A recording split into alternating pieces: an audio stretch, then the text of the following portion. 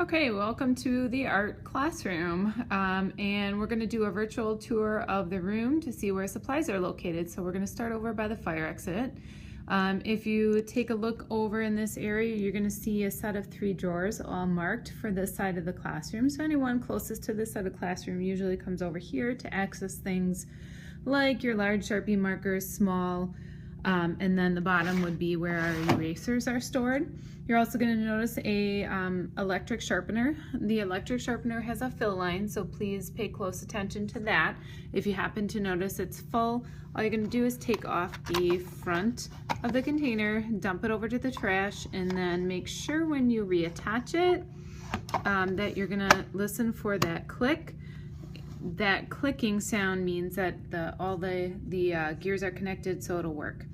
All pencil sharpeners are the same in my classroom, so if you know how to empty one, you know how to empty them all. Then we're going to move around to the teacher desk and podium, so we have a trash can there. Only thing you would need from the teacher desk might be another electric sharpener, Kleenex, tape, clear tape, pencils, things like that. Other than that, most of what you need is around the room. So we have our 5th grade bulletin board, and that will change depending on the unit of study in class. 6th grade, the same.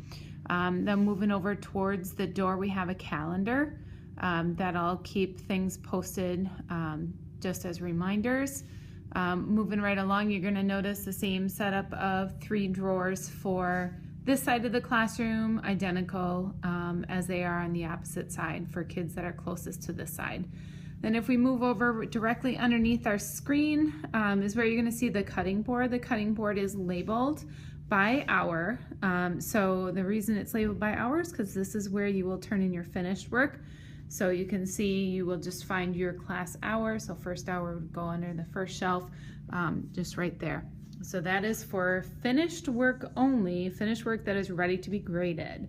So then moving right along the room, we have our Ipod Cart, which you'll be getting device numbers for you to use for various reasons in class. Then moving over towards the back of the room, we have the supply cabinet. The supply cabinet is where you're going to find your normal everyday kind of items. So if you open it up, you're going to see a series of buckets inside, and so on the right side we have things like tape, scissors, rulers, handheld pencil sharpeners, and glue, just kind of your everyday things. And then in the center column and the left hand column we have coloring tools and supplies. So red right on the left hand is labeled by table number, so you can see your table numbers are listed. These are colored pencils. In the center we have markers we don't use very often. But they are labeled by table number as well, so you just take your table's bucket, and that way you can all share from there. Moving towards the back of the room, we have our dry rack. This is one of those necessities for every art room. All I ask is that you don't run your fingers down it like a musical instrument, please. And then towards the back of the room, you're going to notice another set of drawers that are labeled by class hour. These are the drawers for 6th grade in the corner closest to the dry rack, where we store our folders and our artwork in progress that's not finished yet. And moving over to the center is where we will store 5th grade artwork that is in progress. Last but not least is our sink areas. So you're going to notice your table numbers are assigned to a sink station. So if you look above the sink station, you can kind of see table 1 and 2 is in the corner. Table 3 and 4 share the sink over here.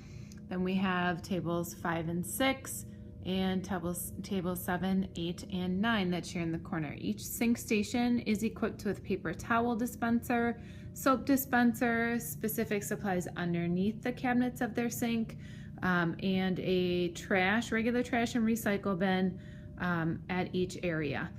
And then we have 5th grade extra supplies on the corner for specific projects that we're doing in class.